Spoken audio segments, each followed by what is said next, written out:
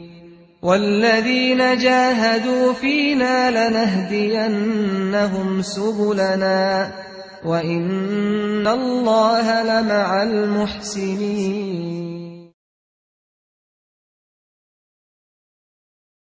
I was 22 when I became Muslim.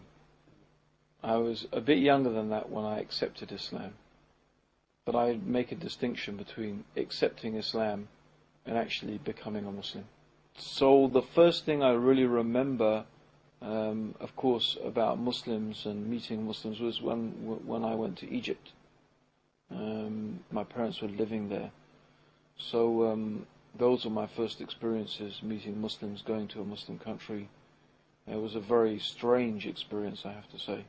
I mean, the thing that sticks in my mind is that how generally happy people were, even though they didn't really have any reason to be happy. I mean, according to Western standards. According to Western standards, the reason to be happy is when you've got a nice car, you've got a nice house, you've got a nice, got a nice girl, right?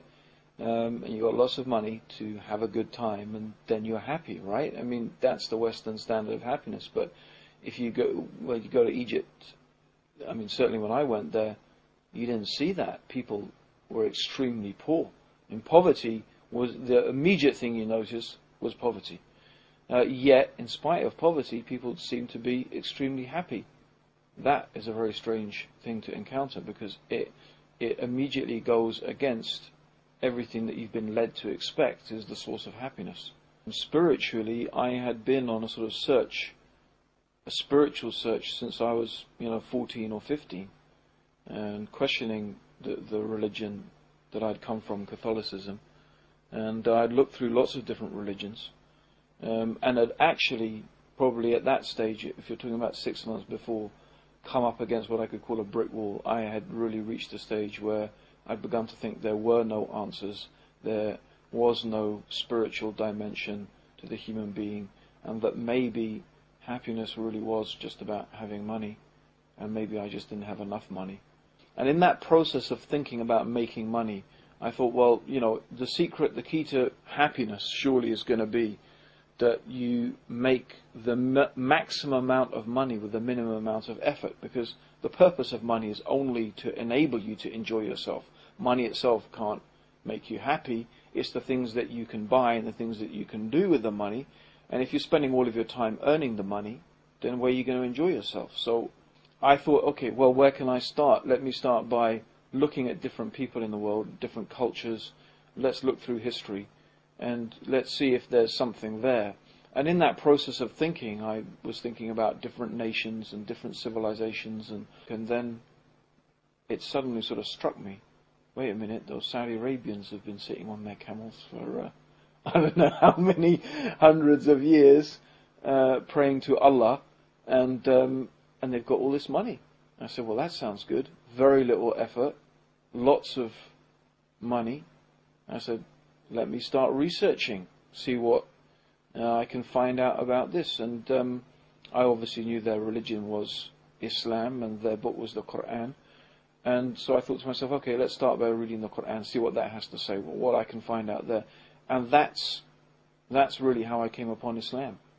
And it was actually reading the Quran itself. When I actually started to read this translation of the Quran, it dawned on me as I was reading it, is that this was the very thing that I'd been looking for all that time. Here it was, truth from God, revelation from God. I just said to myself, well, if I have ever read a book that's from God, it's this.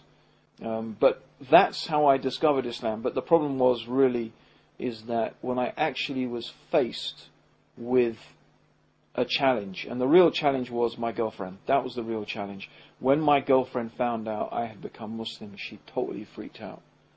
And actually at that stage I just gave up on the whole project of, I gave up on it really, basically, of actually living Islam. I mean, I still remember that I used to go to parties, and I used to sit down with people drunk and talk to them about Islam and tell them what a brilliant religion it was and tell them I'm a Muslim, and they would be asking me, well, tell us more. And I said, well, I'm too wasted, I can't, but read the Quran, it's good, And that's why I say that, I accepted Islam, but I wasn't a Muslim.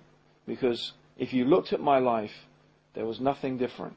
Except I would have to say one thing was different. I was more miserable than I had ever been in my entire existence. Because I now knew the truth, and I also knew that I was not living the truth that I knew. And that was the worst condition, and perhaps is the worst condition that you can ever be in.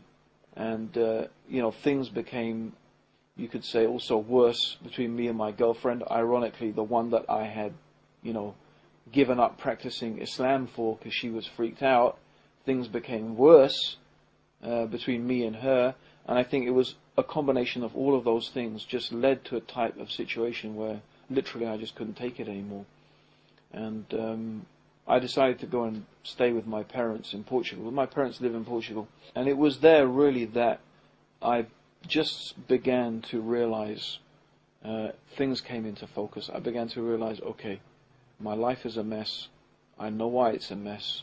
Because I found the truth. I know what the truth is, and I'm not following it.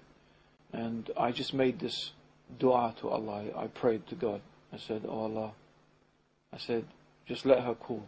I promise that if she calls me today, I will pray to you 5 times a day. I mean, what, as if Allah needed me to pray to Him. But I mean, that's, but I mean, it was like, Allah will pray to you 5 times a day. I can't promise I will give up any other bad things, or I can do anything else, but I will pray 5 times a day, and I promise that I will never stop praying 5 times a day.